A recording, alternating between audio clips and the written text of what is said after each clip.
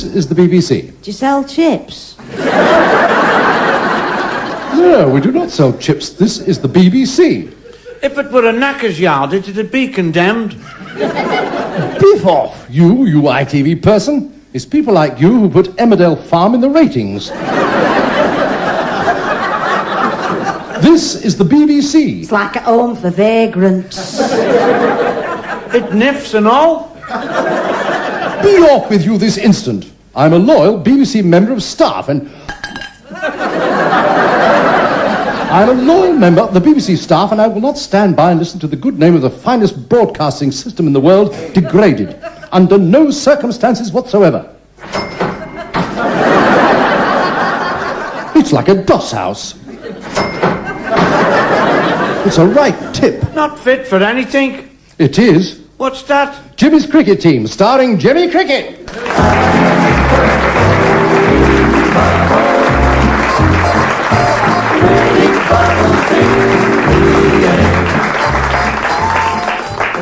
Ladies and gentlemen, come here.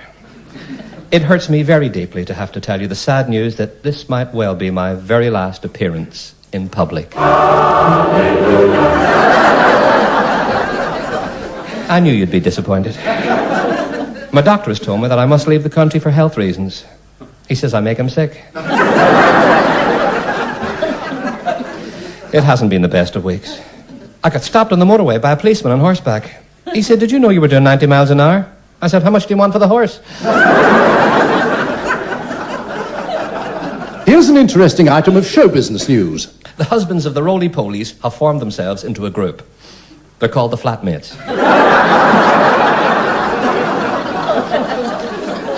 I say, Mr. Cricket, have you got a minute?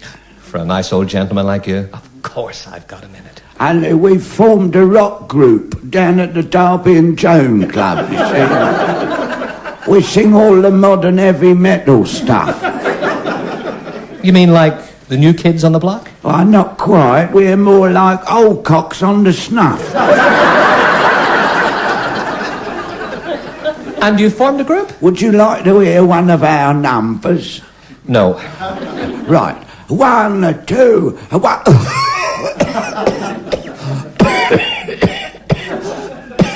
1, 2, 1... I'm a wild about a granny, she's a bonny lass, and every time I twirl around I can see a bus pass. Rock, rock, rock, your granny, rock, rock, rock, your granny, rock, rock, rock, your granny, rock, rock, rock. That's very good. Now, she's a swinging granny who everyone adores. Every time she swings about, you can see her. Thank you. Yes, that was very nice. She's a rocking granny, though she's 83. She has her stockings knotted just below the knee. Thank you. Rock.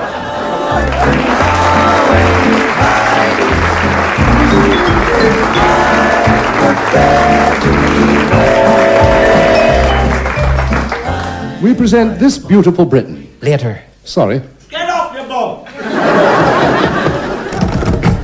Yes? Mr. Dummy. I'm Mr. Dummy. Mr. Robert Thomas Edward Dummy. Yes? What's Sorry to disturb you, sir. I'm Police Sergeant Baskerville. Police Sergeant? This is Detective Constable Potter. Evening, sir. Well, if you could just tell me... This is Policewoman Sidlow. Evening, sir. What's going on? This is my brother Charlie. Nice to meet you.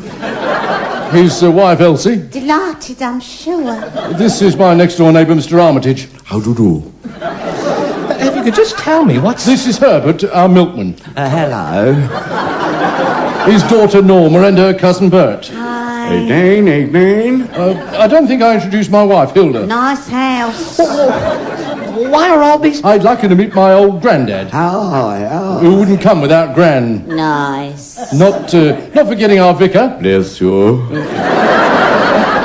And his good lady wife, this year's president of the Women's Institute. Charmed. This is Ted the Butcher. Very kind. Look, this is my house. I can hardly move.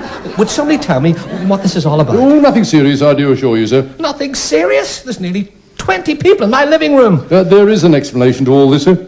I wish you'd tell me what it is. The thing is, we've had a power cut and we don't want to miss Coronation Street. Coronation Street? That Rita Fairclough's going through a bad patch. Elsie, put the kettle on. Have you got any fruit cake? Oh, how very kind. I think we'd all like a nice piece of fruit cake. Oh, that'd be nice. Yeah, very nice.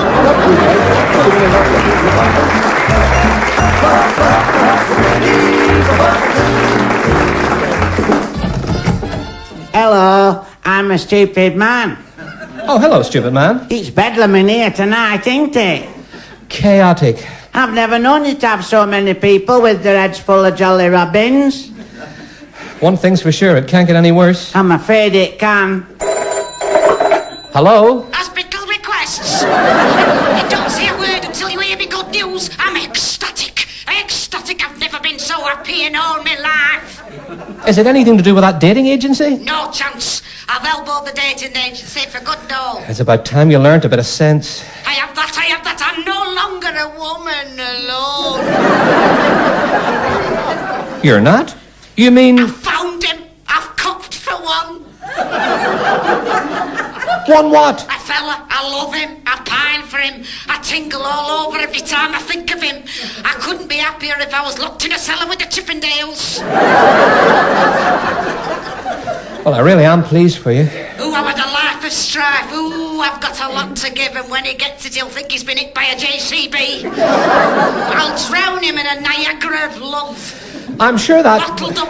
It's been bottled up for years. The money I've spent on indigestion tablets. A volcano of passion is about to erupt in a lava of love and lust. Love and lust. Not just a minute. Just hold on. Hold on. I'm going to, lad, I'm going to. Ooh, I've got the burning yearning.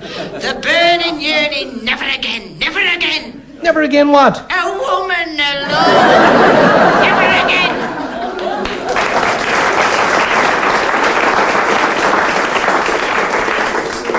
Does he know? He will do. He'll know all about it when I unleash me pangs and urges. Well, all I can say is I hope you'll both be very happy. I will. I'm not sure about him, though. I don't understand. I haven't told him yet. Then take my advice and tell him how much you love him. I'm going to. Good. Where do you live? Me? I love you. I've never seen you, but that makes no odds. I love you. You can forget it. You're the last one in the world that I'd want to marry. Get lost. No, not again. What do you mean? A woman alone.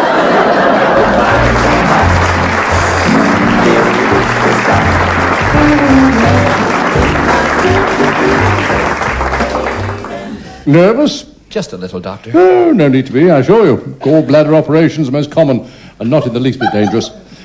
Now, I'm going to give you an injection and you'll be asleep before you know it. Yes, Doctor. All right, that didn't hurt, did it? Now, start counting and you'll just feel yourself drifting off into a nice, deep sleep. 1, 2, 3, 4, 5, 6. He's asleep, Doctor. Right, onto the table with him. Gently now. Right, scalpel. Scalpel. 7, 8, 9. He's still awake. Give him another injection. Yes, Doctor. There we are. He's now had double the normal dosage. I sleep for a week. I'll make the first incision here. 10, 11, 12, He's still awake. He's still awake. 13, 14, Shut up, you stupid patient. I'm trying to operate on you. 15, 16, 17. Nobody's ever counted to 17. I have 18, 19, 20. How can I operate when he's still awake? I can't give him another injection. It would be too dangerous. Then forget it. 21, 22, 23. Never in all my experience as a surgeon have I ever come across anything like it. Never. 22, 23, 24. What am I going to do? Just give him the anesthetic. Only thing I can do. Now breathe deeply, as deep as you can.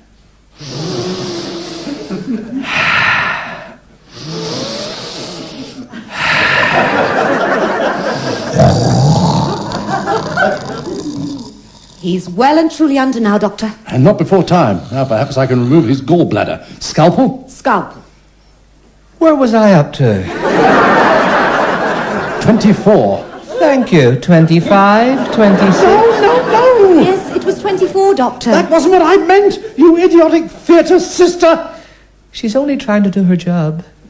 27, 28, I'm only trying to do my job. 29, 30. I'm a surgeon. All I've ever wanted to do is to take pain away. You mustn't blame yourself, Doctor. 31, 32. It's all too much for me. 33, 34. You know what they say, Doctor? Tell me. If you can't beat them, join them. 35, 36, 37.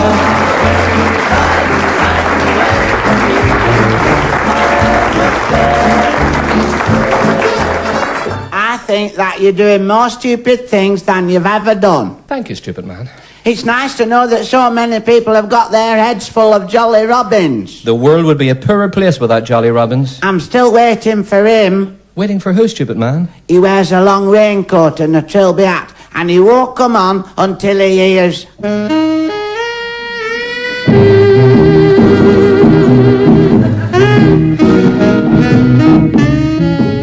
My name's Marlowe, Philip Marlowe, Private Eye.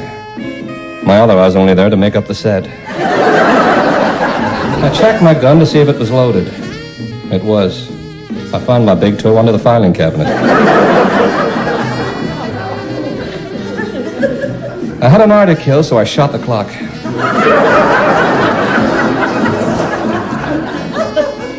I checked my answer phone to see if there were any messages. There were. There was another answer phone saying that the guy couldn't call me because he was out.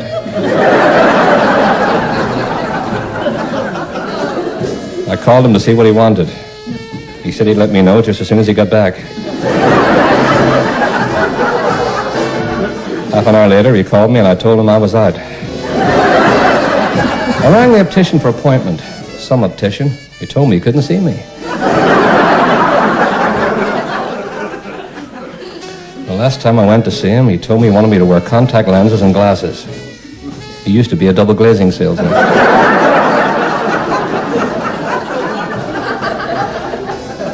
I had a client to see over on the well-heeled side of town. I pulled up outside the main door. Some house. It made Buckingham Palace look like a porta cabin. A little old butler opened the door with a sly grin. It's a good trick. I followed him down the hall. I should have brought sandwiches. About 4 bus stops and a shave later, we stopped at a large oak door. I stepped inside. I didn't want to dirty the expensive carpet, so I wiped my feet. Put my shoes back on and walked in. She was draped over a large armchair. She was blonde, she was beautiful, and she was trouble. I noticed she was wearing a wedding ring, but there was no sign of a husband. She nodded towards a long wooden box. I'd like you to take that somewhere from me and lose it. Take a look inside. I knew what was inside. Some poor guy doing a very good impression of a corpse. She said, $1,000. Take a look. I shook my head. She said, $4,000. I declined the offer. She was one determined dame. $10,000 cash in your hand, and that's my final offer, Marlowe. My head was spinning. What should I do? Open the box! Take the money! Open the box! Take the money! Open the box! Take the money! Open the box! I took the money. My name is Marlowe, Philip Marlowe, Private Eye, and I'm a sucker for quiz games.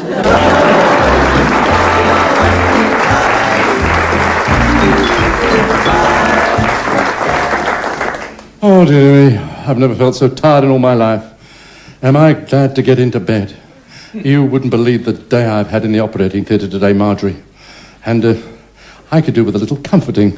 Marjorie, darling. 38, 39. You as well.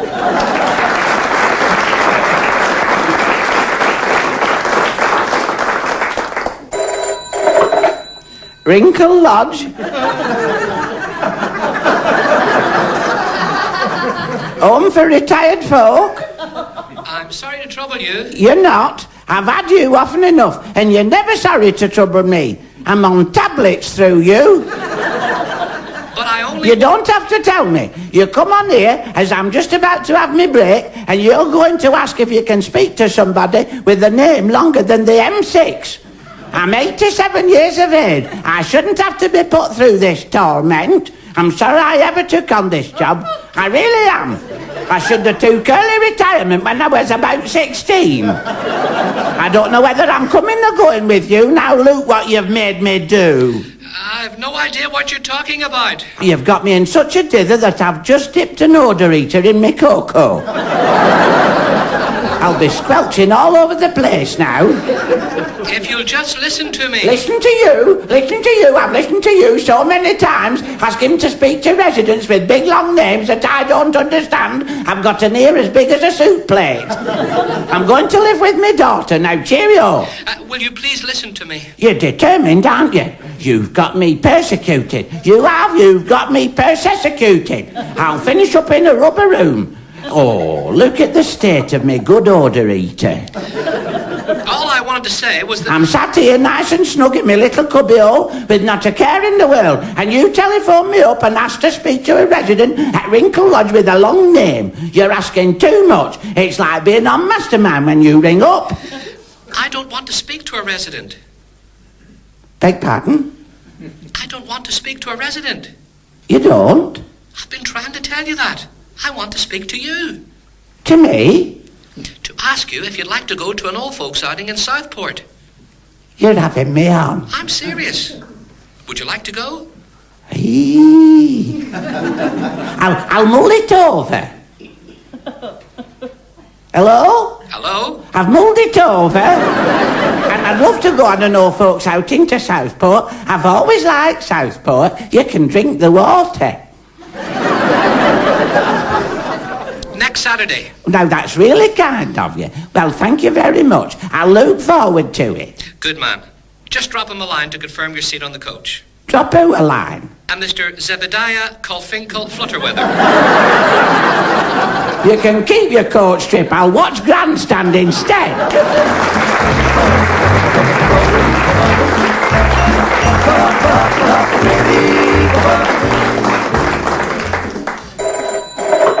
Hello? If you could let me have your address, I could be round there in 20 minutes. You needn't bother yourself. What about the nuptials? Singing what? And what about the pledge? I'll get a can when I go to the supermarket. I want to take you in wedlock. I wouldn't take you to Matlock. I've always wanted a white wedding. When you do, I'll buy the snow, Sam. What was that? What was what? A man shouting, a man. Oh, him. He's been in the water now for 3 series. You just ignore him. Is he spoken for? Is he took? I've no idea. Oh, that'll do me. Hang on, my lovely. I'm coming. I won't be a minute. What are you doing? I'll soon have you out. Try not to use all your energy up. Leave that poor man alone. Leave him alone. He's happy being in the water. On your back. I'm going to save him. What for? For me. That's a stupid question. Ahoy! I've got him. Don't struggle against me. There'll be plenty of time for that later on. I'm out! I don't believe it, I'm out! After all this time, I'm out of the water! She saved you. I've caught myself a beauty this time. Ooh, he's a cracker. Oh, how can I ever thank you? Ooh, you're weak. I'll have to give you mouth-to-mouth resuscitation. He doesn't need it. You mind your own business. Ooh, you need looking after. Come back to my place and I'll give you all the love and affection you've been missing. Back to your place. You're weak, I'll carry you. Not likely. Oh, no, not again. This is the way I prefer it. What do you mean? I'm a man alone.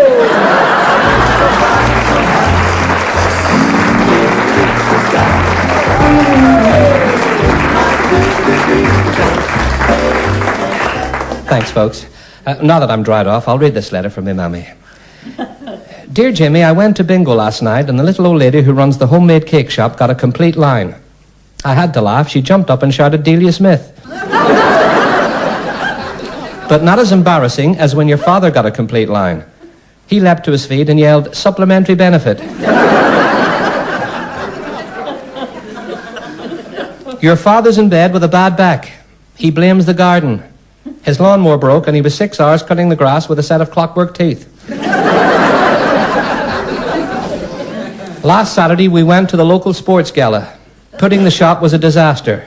It took them ages to find the shot. Your Uncle John should never have fallen asleep on the grass with his mouth open.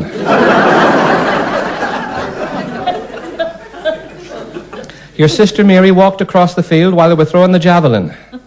She said she didn't mind, she wanted her ears pierced anyway. Your cousin Ernie was the hit of the day. He ran a mile in 3 minutes. He said he found a shortcut.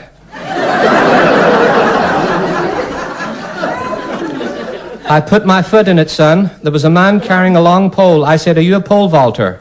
He said, yes, my name is Walter, but I'm not a pole.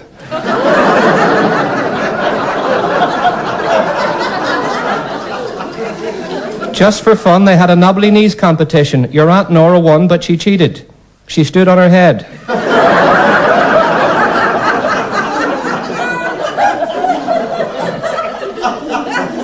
Big John Harrison won the strongman contest. He held a Shire horse over his head. He should never have done that because they have a nasty way of getting their own back. That's all for now. Love, Mammy. P.S., and there's more, the Venus flytrap that your Uncle John bought does work. It took 3 hours before his eyes stopped watering.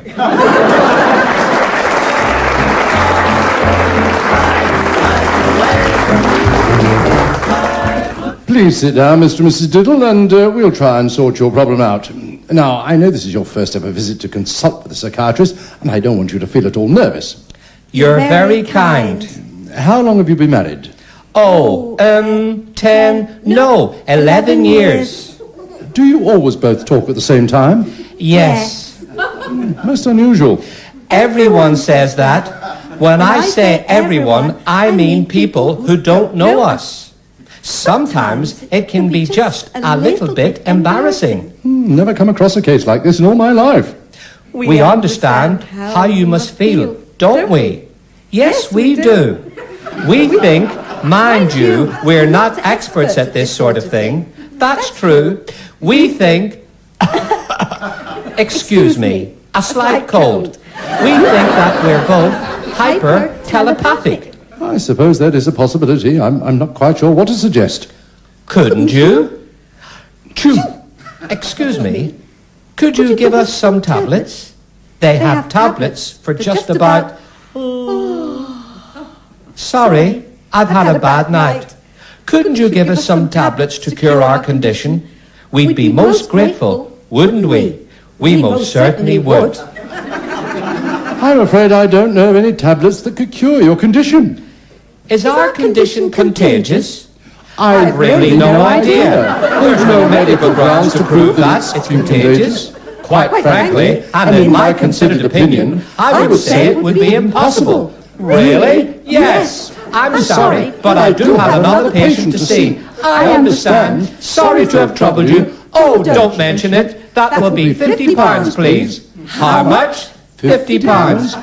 £50? Yes. Who's paying? You are. Not likely. That's daylight robbery. Good day.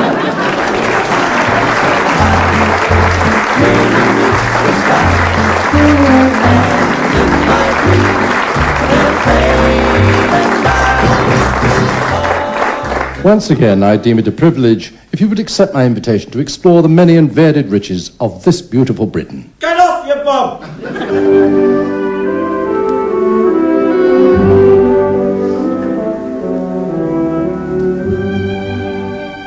This week we find ourselves in the busy little market town of Snatcham-on-the-Green. It is said that the poet laureate John Masefield visited the town which was the birthplace of his mother.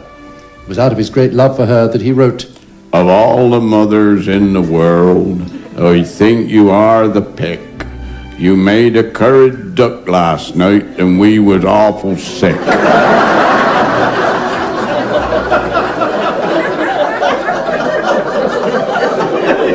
Some of the wood carvings are a joy to behold. The naked wood-carved figure of Brutus the Great is situated just half a mile from the... Yes? I've got some motorbike and I could be there in an hour. Will you go away? Leading away from the village and very isolated and secluded is a lane flanked by thick bushes, overhanging trees, and on a Saturday night, numerous parked cars with their windows steamed up. Mary Queen of Scots was a frequent visitor here. She admired the stonework of the corn market so much. She came often... Hello? Admired the stonework? Who was she trying to kid? She was clocking that statue of Brutus. Have you no shame? Not a scrap. Be off with you. I'm now going to deviate. I've never heard of that place. One of the more recent attractions at Snatcham-on-the-Green is the man-made lake. Apart from the lake, it is the workers who are proving to be the main attraction. Toby? Ben? Nelly. Could you tell me something about your work here? We could if we wanted, but we don't want to. Perhaps I could ask you, Nelly. Certainly. Surrounded as we are by water, we were inspired to form a choir. How very interesting. Do go on. Well, it's our boast, sir, that we are the most unusual choir in the country. Well, I'm sure our listeners would very much like to hear your choir. Normally, we sing as a quartet. 5 of us. He's our accountant. As we're one voice short, perhaps you'd like to help us out. I'm afraid I'm not a very good singer, but if the others have no objection... Just look at the state of his trousers.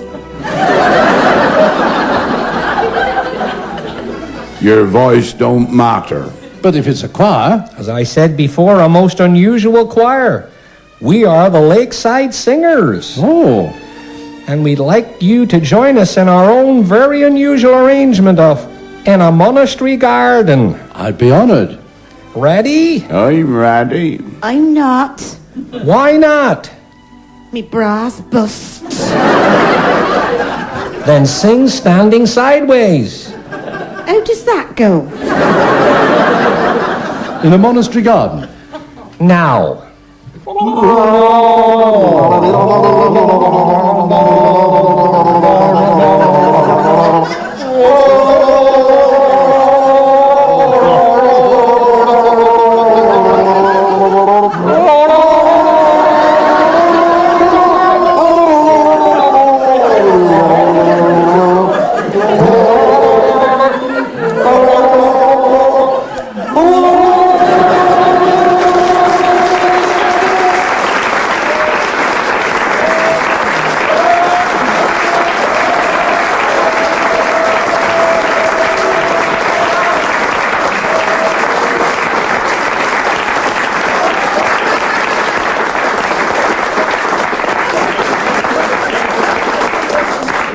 That was rather difficult. We're going to do our other one now. Other one? The Flight of the Bumblebee. I'll be saturated. You won't. Why won't I? We sing it while we're eating crisps. Oh, no!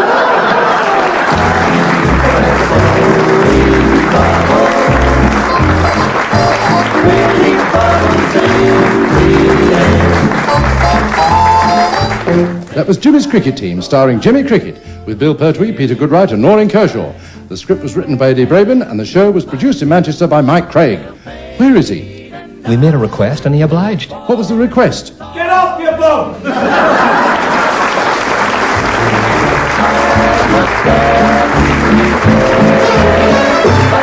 Just keep on blowing bubbles. I'm forgetting all my little troubles. I'm forever, ever, and ever blowing bubbles. Lots of pretty bubbles.